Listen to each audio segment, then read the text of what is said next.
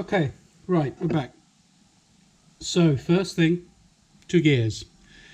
Now these gears will always be, generally when we find an engine, the gears will always be different weights. In this case, 147 gram, 142 grams. Now, it doesn't really matter, but one needs to go in a certain place. Will it give you a massive performance gain? Do you know what? Arguably not. But when you match the squish, you match the power valve length, you match everything else on the engine, the reed petals, to get everything to be as optimized as it can, then these become pretty critical. So I'm going to tell you where they go. The lightest one, balance shaft. Heaviest one, on the crank.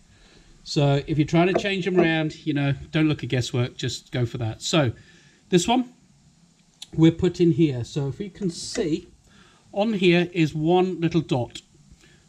On the balance shaft is one little dot. So what we want is those to level up exactly with that one there. So now we're putting on. We're not refitting, we're putting new on, obviously. So Circlip. Now, as that clipped in, you don't know. Take it, push it down, smallest bit, just to make sure that's clipped in. And then the other gear. This one this way up, this one that way down. So again, we're looking for markings. So on there, you have a small dot, and on here in the crank, you have a little line. What you're doing is to line those two up with each other. That can be tricky.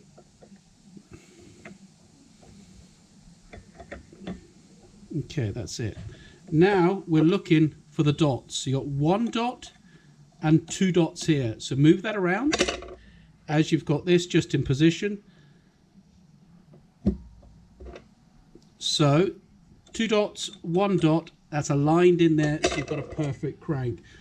You put in this part, drop it in with its legs into the cutouts for that. Bring back your Circlip, your new Circlip, obviously, don't be using the old ones, throw them away. Drop the Circlip in, and we're just checking, has that clipped into place? Yep, that's in. So first thing, don't forget this.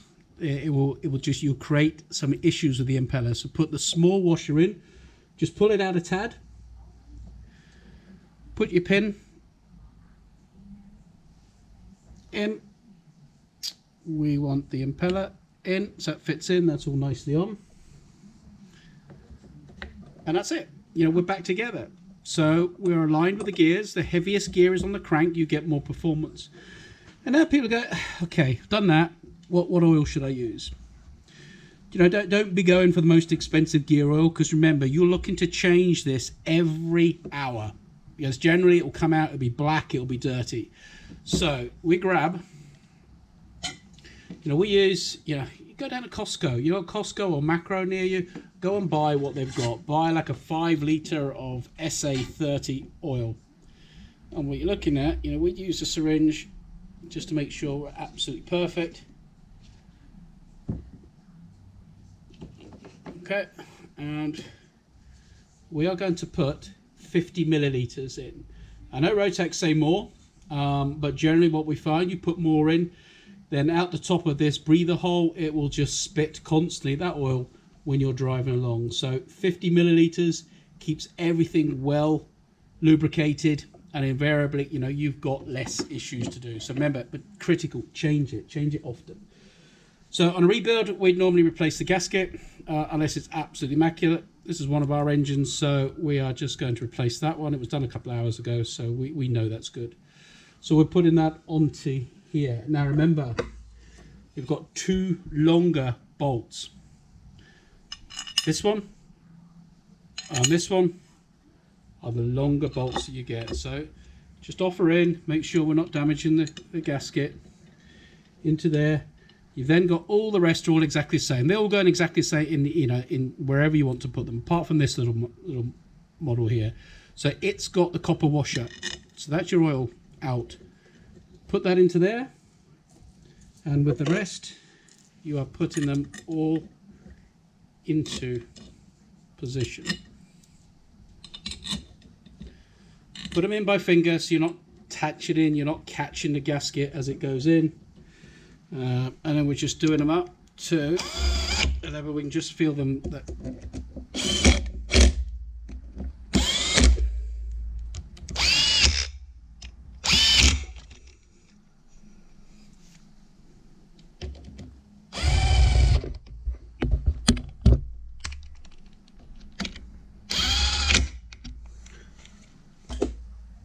Okay, so we're in that one. Just for the sake of the camera, we're in the way, so we'll just wind that in, and then we'll tighten them all firmly up with the Allen key anyway. So this will give you the feel. What does that feel like? That one's fine. You're not looking to over tighten it. You know, remember you've got a gasket here that does that job for you. So don't lean on it. Try and get it up to 30 Newton meters or something like that. You just want to just tighten it up to the part where you feel comfortable. Don't be over tightening it because you're going to break something. Okay, and that's it. It's done. So the last thing is the breather. Breather into here.